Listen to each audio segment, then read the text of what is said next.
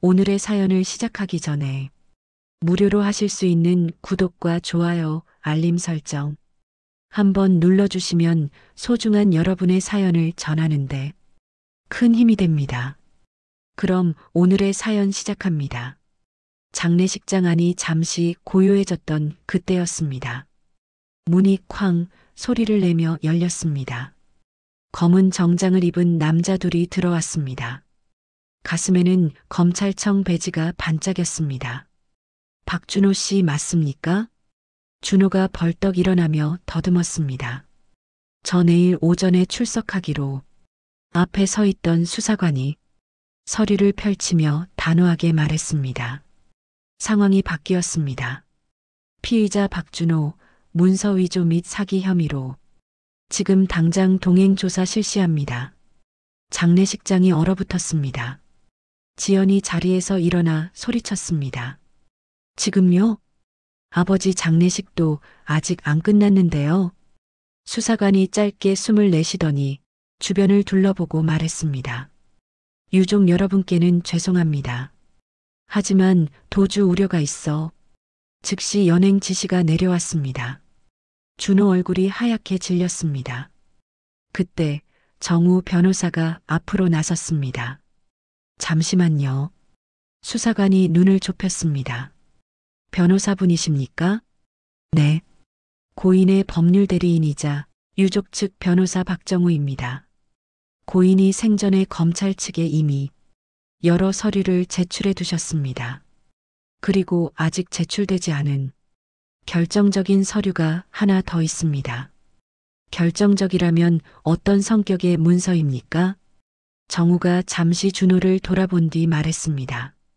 피의자의 범행 의도와 책임 범위를 뒤집을 수 있는 고인의 마지막 진술입니다. 수사관이 시계를 내려다봤습니다. 좋습니다. 1시간 드리겠습니다. 지금 시각 7시 40분, 8시 40분까지 그 서류를 가져오십시오. 못 찾으면 우리는 이 자리에서 바로 연행합니다. 그 말에 장례식장 공기가 바뀌었습니다. 애도는 사라지고 카운트다운만 남았습니다. 정우가 고개를 끄덕였습니다. 알겠습니다.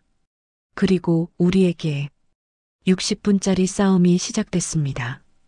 정우는 황급히 장례식장 한쪽 방으로 들어가 아버지의 노란 장부를 펼쳤습니다.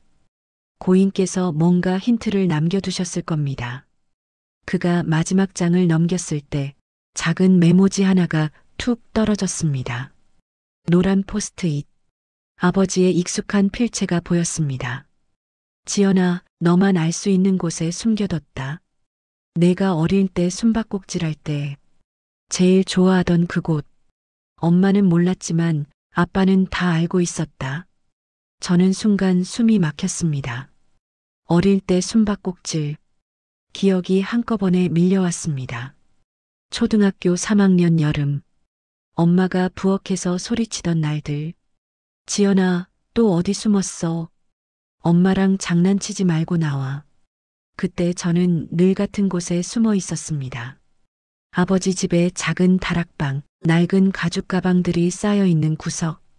얇은 가방 뒤에 몸을 쑤셔넣고 입을 꾹 다문 채 숨을 참았습니다. 엄마는 그곳을 몰랐습니다.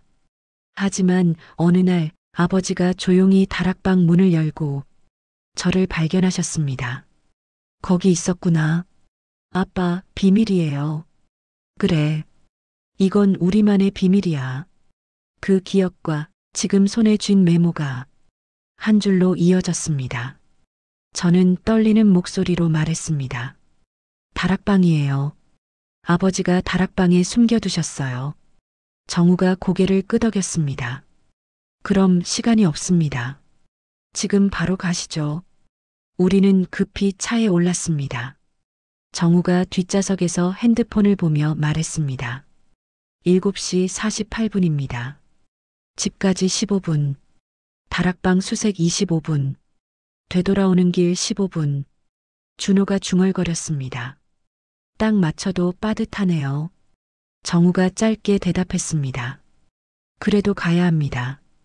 오늘 안에 못 찾으면 판사는 고의성만 보고 판단합니다. 저는 핸들을 꽉 잡았습니다. 손바닥에 땀이 배었습니다. 7시 58분, 아버지 집 도착. 우리는 거의 뛰다시피 계단을 올라 다락방 문 앞에 섰습니다. 문고리는 녹이 슬어 있었고 낡은 자물쇠가 굳어 있었습니다. 정우가 힘을 줘서 돌려보았지만 끽끽 소리만 날 뿐 쉽게 돌아가지 않았습니다. 안 열립니다. 준호가 앞으로 나섰습니다. 제가 해볼게요. 그는 자물쇠를 두 손으로 잡고 한 번, 두 번, 세 개 비틀었습니다. 딱! 금속이 부러지는 소리와 함께 자물쇠가 떨어져 나갔습니다. 정우가 시계를 봤습니다. 8시 3분, 37분 남았습니다. 우리는 숨을 한번 고르고 다락방 문을 밀어 올렸습니다. 다락방에서 한꺼번에 먼지가 쏟아졌습니다. 오래된 종이 냄새, 나무 냄새, 그리고 어쩐지 아버지 냄새가 났습니다. 정우가 손전등을 켰습니다. 두 분은 오른쪽, 저는 왼쪽부터 보겠습니다. 가방, 상자, 서랍 전부 확인하세요. 봉투나 파일, 가죽 가방이면 더 좋고요. 핸드폰 알람이 울렸습니다. 8시 15분, 25분 남았습니다.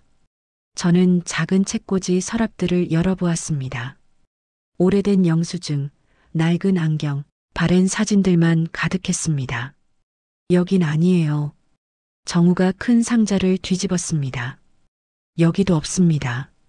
준호는 구석에 쌓인 종이 상자를 열어보다가 속이 텅 빈 걸 보고 한숨을 쉬었습니다. 여기도 아무것도 없네요. 그때 모두의 시선이 다락방 가장 안쪽 구석으로 이동합니다. 낡은 갈색 가죽 가방 하나가 아주 깊숙이 밀려 있습니다. 가방 옆 나무 벽에는 노란 메모 하나가 붙어 있습니다. 지연아, 내가 여기까지 올라왔다면 넌 이미 아버지를 이해한 거다. 이 가방 안에 있는 서류는 내 오빠를 살릴 수도 있고 내 오빠를 감옥에 보낼 수도 있다. 이 서류를 검찰에 제출할지 말지 엄마 대신 내가 결정해라. 아빠가. 시청자는 이 메모를 봅니다. 하지만 지연은 아직 그 구석을 보지 못했습니다. 다시 현재 시점. 정우가 푸념하듯 말했습니다. 시간이 모자랄 수도 있겠습니다. 핸드폰 진동. 8시 23분, 17분 남았습니다. 그때였습니다. 문득 제 눈에 익숙한 갈색이 스쳤습니다. 어릴 때 숨바꼭질하던 바로 그 자리. 책더미 사이로 가죽의 일부가 살짝 튀어나와 있었습니다. 잠깐만요. 저기. 저는 기어가듯 그 구석으로 다가가 힘껏 가방을 끌어냈습니다. 손에 가죽의 촉감이 잡혔을 때 가슴이 쿵 내려앉았습니다. 여기 뭔가 있어요. 가방은 생각보다 무거웠습니다. 먼지를 털어내니 가방 입구에 붙은 또 다른 메모가 보였습니다. 지연아, 이 가방은 내가 먼저 열어라. 열고도 안 보는 척 할 수 있고 보고도 안 내놓을 수 있다. 아버지는 내 선택을 믿는다. 정우가 조심스럽게 말했습니다. 직접 여시겠습니까? 저는 고개를 끄덕였습니다. 가방을 열자 여러 서류 뭉치 사이에 흰 봉투 하나가 맨 아래에 깔려 있었습니다. 겉면엔 이렇게 쓰여 있었습니다. 검찰에 제출하지 않은 마지막 한 장. 봉투 위에 작은 메모가 더 붙어 있었습니다. 지연아, 이 서류를 내면 준호는 벌을 덜 받을 거다. 내지 않으면 준호는 죗값을 온전히 치를 거다. 이 선택은 아버지가 아니라 내 몫이다. 정우가 제 눈치를 봤습니다. 어떤 내용인지 먼저 읽어보시겠습니까? 저는 봉투를 열고 서류를 꺼냈습니다. 숨을 한번 크게 들이쉬고 글자를 따라 내려갔습니다. 그리고 눈앞이 흐려졌습니다. 봉투 안에는 두 장의 문서가 들어 있었습니다. 1. 공증된 진술서 2024년 2월 10일 작성. 나는 박태수 76세로 온전한 정신 상태에서 다음과 같이 진술함. 2024년 2월 15일 아들 박준호가 나의 서명을 연습하는 행동을 목격함. 나는 그 행동을 제지할 수 있었으나 제지하지 않았음. 그 이유는 아들이 어디까지 갈 것인지 지켜보고 싶었기 때문임. 만약 아들이 나의 서명을 실제 문서에 사용했다면 그것은 나의 교육 실패이자 나의 책임임. 따라서 사법기관에 요청함. 아들의 행위에 대한 법적 책임을 최대한 경감해 줄 것을 바람. 2024년 2월 10일 진술인 박태수 서명. 입회인 사형공증사무소 공증인 서명. 이 병원 진단서 같은 날짜. 환자명 박태수 76세. 검사일 2024년 2월 10일. 인지 기능 정상. 치매 소견 없음. 법적 행위 능력 완전함. 담담의 사연대학병원 신경과 교수 서명 및 직인. 정우가 서류를 받아들고 차분하게 정리했습니다. 이 문서들은 법적으로 꽤 강력합니다. 그가 설명했습니다. 치매가 아님을 스스로 증명하고 아들의 행동을 알고도 묵인했다는 걸 명확히 남겨두셨습니다. 즉, 준호 씨의 행위는 독단적 범행이 아니라 아버지의 시험과 방치 하에서 이루어진 행동으로 해석될 여지가 큽니다. 실제 사용하지 않은 이상 미수 또는 준비 단계로 양형이 크게 떨어질 수 있습니다.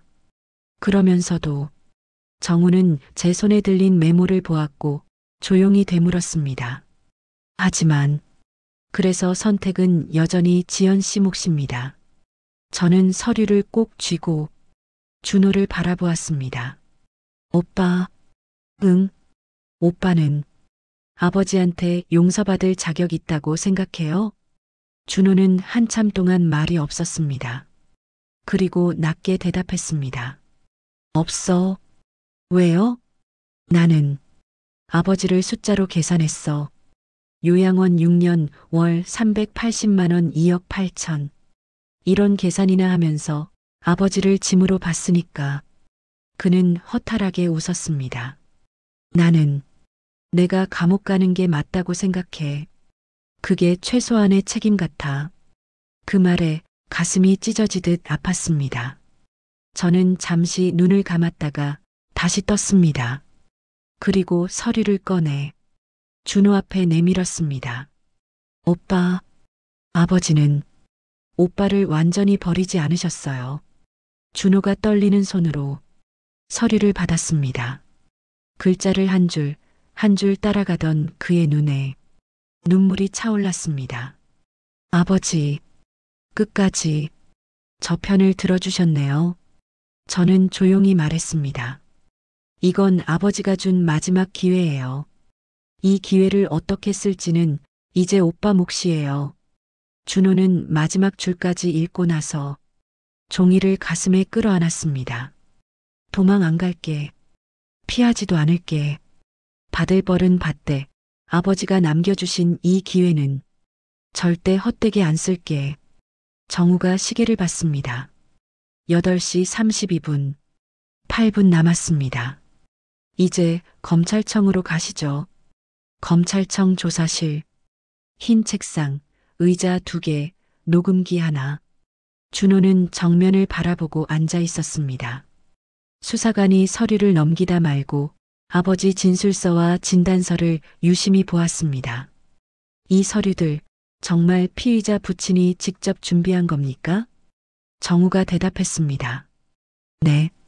공증일과 진단서 날짜가 같고 검찰에 제출된 다른 서류들과 맥락도 일치합니다. 수사관은 잠시 침묵하다가 볼펜을 내려놓았습니다. 솔직히 말씀드리죠. 처음에는 이 사건을 전형적인 재산 편취 사건으로 보고 있었습니다. 하지만 그가 서류를 들어 올렸습니다. 부친분께서 정신이 온전한 상태에서 아들의 행동을 알고 계셨고 일부러 지켜보셨다는 건 분명한 사실입니다.